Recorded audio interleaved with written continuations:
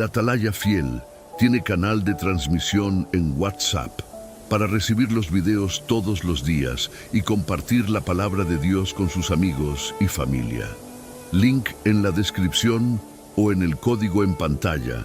Continuemos ahora con nuestro estudio y que el Espíritu Santo ilumine nuestros corazones y oídos.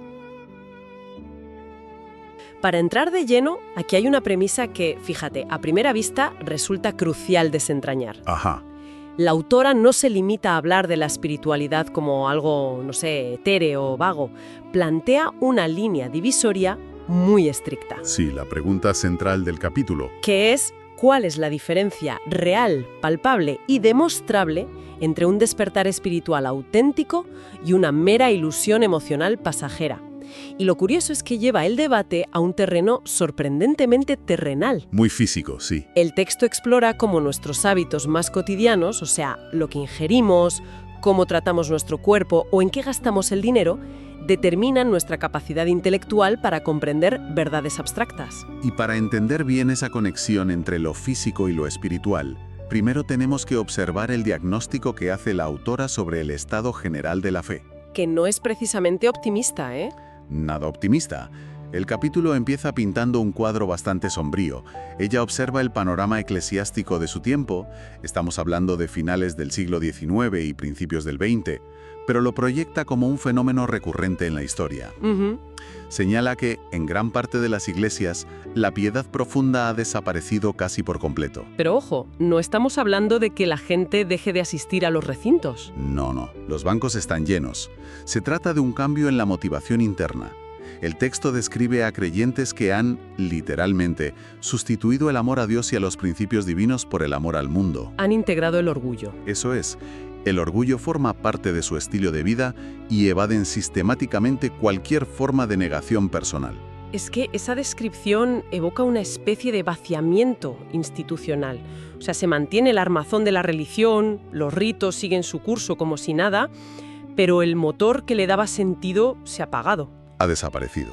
Y lo que me resulta muy llamativo de esta perspectiva es cómo vincula esa falta de sacrificio personal directamente con el declive espiritual. Quienes afirman seguir un camino de fe, según argumenta la autora, lo que buscan, en el fondo, es la comodidad por encima de todo. Claro, lo cual choca de frente con el mensaje fundacional cristiano, que se basa en la mansedumbre y el sacrificio extremo. Es una contradicción ineludible. Totalmente. Sin embargo, el texto no se queda estancado en el pesimismo.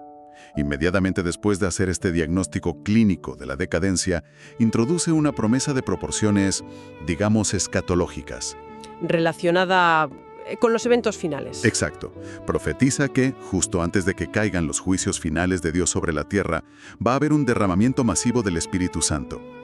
Describe un avivamiento de la piedad auténtica que no se ha visto desde los tiempos de los primeros apóstoles. Madre mía, eso es hablar de palabras mayores. Es un escenario de transformación radical. El libro menciona que multitudes, incluyendo a líderes que antes estaban comodísimos en sus posiciones en esas iglesias mundanas, van a abandonar esas estructuras. Para abrazar verdades más profundas. Sí, verdades teológicas mucho más profundas y, sobre todo, más exigentes. Pero claro, si se anticipa un movimiento espiritual de semejante magnitud, la historia nos dice que inevitablemente van a surgir imitaciones. Siempre surgen. Falsos despertares que están diseñados, ya sea de forma consciente o inconsciente, para generar mucho ruido, mucha emoción, pero sin una transformación real. Entonces, ¿cómo se supone que alguien puede discernir entre el fuego real y los simples fuegos artificiales? Ahí es donde la autora introduce lo que podríamos llamar un filtro de autenticidad innegociable. No propone medir el éxito de un avivamiento por la intensidad de las emociones colectivas. Ni por el volumen de los cánticos, imagino. Para nada. Para desenmascarar las falsificaciones, recurre a una regla bíblica muy pragmática. Cita el Evangelio de Mateo, capítulo 7, el famoso «Por sus frutos los conoceréis». ¿La prueba del polígrafo espiritual? Tal cual. El argumento establece que cualquier movimiento que ignore las claras instrucciones bíblicas o que eluda la disciplina de la negación del yo, simplemente no proviene del Espíritu de Dios. O sea, la validación no está en la euforia del momento, sino en la obediencia silenciosa del día a día. Y esto nos lleva directamente a un terreno teológico que suele generar muchísima fricción, incluso entre los estudiosos más experimentados. La tensión entre la ley y la gracia. Exactamente. Para quien necesite un repaso muy rápido, normalmente se entiende la ley como el estándar moral, los 10 mandamientos, las reglas de conducta, y la gracia es ese favor inmerecido, el perdón divino, que no se puede comprar ni ganar con buenas obras. A simple vista, parecen fuerzas opuestas. Totalmente opuestas. Entonces, ¿cómo resuelve el texto esta dicotomía? Porque es el origen de mucha confusión. Es una excelente apreciación. De hecho, esa fricción es precisamente el núcleo del capítulo. La autora identifica que la raíz de las falsas conversiones modernas se debe directamente a que se ha perdido de vista la importancia de la ley divina. Claro, al rebajar la ley se rebaja el estándar de lo que es una vida piadosa. Eso es. En el texto se combate duramente la noción popular de que la fe o la gracia anulan la necesidad de la obediencia. Pero vamos a ver, si nos centramos en la gracia como un regalo absoluto que lo cubre todo, exigir una obediencia tan estricta a la ley ¿no suena a volver al legalismo clásico? El mismo del que la religión cristiana intentaba huir en sus orígenes. Parece contradictorio, ¿verdad? Sí, bastante. Pues esa es la trampa conceptual que la autora desmonta. Su respuesta es que la ley y la gracia operan en esferas complementarias, no excluyentes. Y para fundamentarlo, se apoya en Romanos capítulo 3, versículo 31. Donde el apóstol Pablo plantea esa misma duda. Exacto. Pablo dice, ¿anulamos entonces la ley por la fe?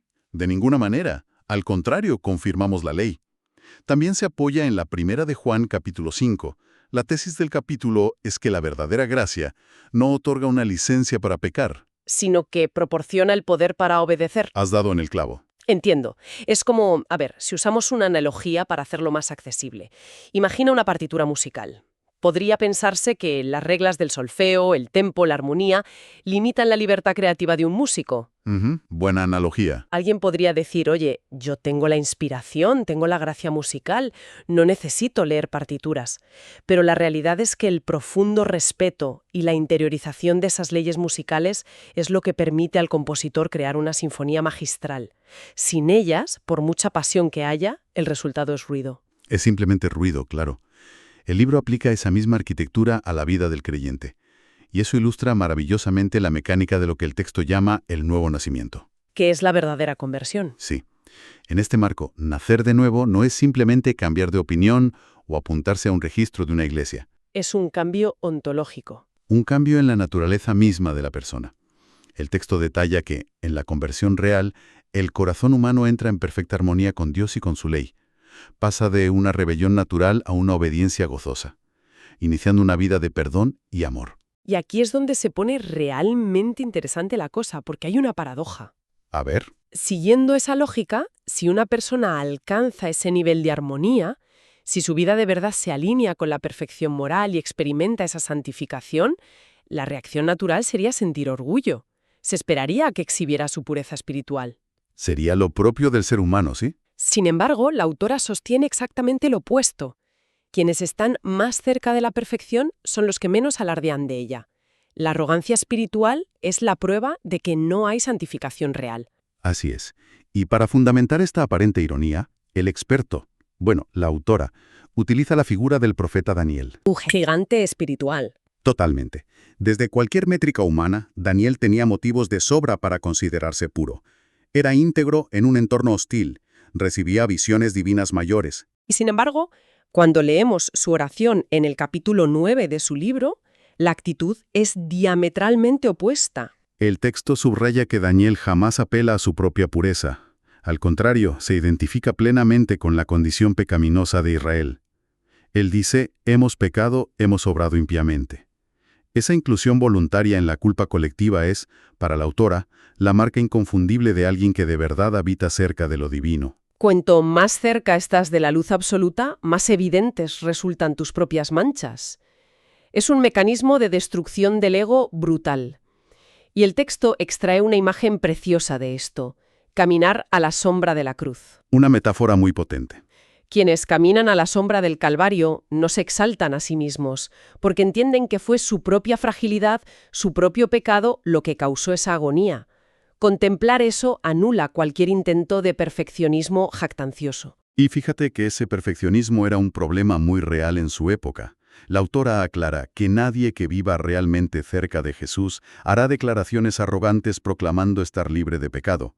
Dependerá completamente de los méritos del Salvador. Llegados a este punto, la gran pregunta es cómo se materializa esto en el plano físico. Porque el capítulo da un giro francamente sorprendente. Pasa de la teología a la mesa del comedor. Literalmente. Baja de las elevadas alturas de la justificación directamente a nuestros hábitos. Establece una conexión entre mente, cuerpo y acciones cotidianas que resulta fascinante. Si conectamos esto con el panorama general, es uno de los aspectos más rompedores del texto. La autora se basa en la primera carta a los Corintios capítulo 6, versículos 19 y 20. Donde se afirma que el cuerpo es un templo. Exacto. La deducción lógica es severa. El cuerpo no nos pertenece, fue comprado por un alto precio y debe glorificar a Dios. Por lo tanto, un cristiano santificado no puede ser esclavo de malos hábitos. El autocontrol físico se eleva a imperativo moral. Pero, a ver, ¿hasta qué punto interfiere, por ejemplo, una mala dieta en la comprensión espiritual? Parece un salto arriesgado decir que lo que comes afecta tu relación con lo divino. Tiene todo el sentido si observamos la afirmación psicológica que hace el texto. Argumenta que toda práctica pecaminosa como la glutonería, la bebida o los placeres ocultos tiene un efecto paralizante. A nivel físico. A nivel neurológico y físico. Drena la energía vital que el cerebro necesita, nubla y adormece la comprensión mental y espiritual. O sea, un cuerpo aletargado produce una mente aletargada. El estilo de vida físico afecta directamente la capacidad de entender verdades espirituales complejas. Si no duermes, si comes en exceso, tu cerebro no procesa la moralidad igual. Es increíble. Y no se detiene en la digestión. Si conectamos esto con el dinero, la exigencia de disciplina es igual de dura. La crítica económica y social. Una crítica fulminante. El texto resalta la tremenda hipocresía de los cristianos profesos que gastan inmensas sumas en modas o placeres perjudiciales. En la pura ostentación de bienes. Básicamente, robando a Dios en los diezmos y ofrendas. Exactamente. En lugar de usar esos recursos para ayudar a los pobres o promover el evangelio, lo gastan en vanidad. O sea, si tu cartera refleja consumismo frenético, tu espiritualidad está bajo cero. Todo esto nos empuja hacia el último tramo. Si consideramos la restauración de la ley, la humildad profunda y este control férreo sobre los hábitos, ¿cuáles son los frutos tangibles de una conversión real? Esto plantea una pregunta importante sobre cómo se ve a esa persona desde fuera. Y para ilustrarlo, la autora nos ofrece la analogía de las estrellas. Una imagen visual muy bonita. Si observamos las estrellas, revelan que hay una luz mayor en el cielo que las hace brillar. No emiten su propia luz de forma autónoma. Reflejan el sol. El sol de justicia, como lo llama el texto, refiriéndose a Cristo. La santidad del carácter divino debe ser visible en los testigos de Dios en la tierra, reflejando esa luz inmensa. Son reflectores vivos. Y es vital subrayar que esto no genera un estado de tristeza constante. Está el cliché del creyente perpetuamente atormentado, con la cabeza gacha. Caminando lleno de pensamientos oscuros sobre sí mismo. Eso es. Pero la verdadera santificación no consiste en eso. A través de este proceso, los humanos caídos se convierten en hijos de Dios, obtienen paz, gozo y una confianza inquebrantable frente a cualquier condena. Y obtienen acceso directo al trono del poder infinito mediante la oración. Citando el texto, «Pedid y recibiréis». Lo cual nos lleva a la conclusión del capítulo 27, tesis inamovible. Hasta que la ley de Dios no sea restaurada a su posición legítima de absoluto respeto y obediencia, no podrá ocurrir un reavivamiento auténtico y duradero de fe y espiritualidad. Es el resumen perfecto. Sin ese cimiento ético y fisiológico, cualquier despertar será solo un espejismo emocional. Pues ha sido un análisis profundo, fenomenal. Recapitulemos rápidamente. Hemos desgranado la diferencia entre el avivamiento falso y el verdadero, el papel innegociable de la ley confirmada por la fe, la humildad profunda de figuras como Daniel, la marca de la verdadera cercanía a lo divino, y por supuesto esa asombrosa interconexión entre nuestros hábitos físicos, financieros y nuestra lucidez espiritual. Y sobre ese último punto me gustaría dejar una reflexión final flotando en el aire, construyendo sobre lo que hemos visto. Adelante. Sí, como sugiere de forma tan contundente este texto, nuestras decisiones físicas más mundanas, lo que consumimos, en qué gastamos nuestro dinero, nublan o iluminan nuestra agudeza mental y moral. ¿Hasta qué punto las distracciones modernas de nuestra época, los ecosistemas digitales, están diseñados no solo para vaciar nuestros bolsillos, sino para anestesiar nuestra capacidad de comprender las verdades más profundas del universo? ¡Uf! ¡Qué gran pregunta! Ahí queda esa reflexión, que trasciende el siglo XIX y golpea directamente nuestro presente. Despedimos aquí la exploración de hoy.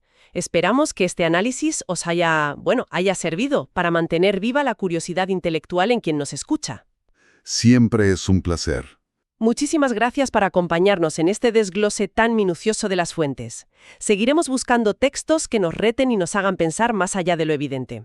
Hasta nuestro próximo encuentro.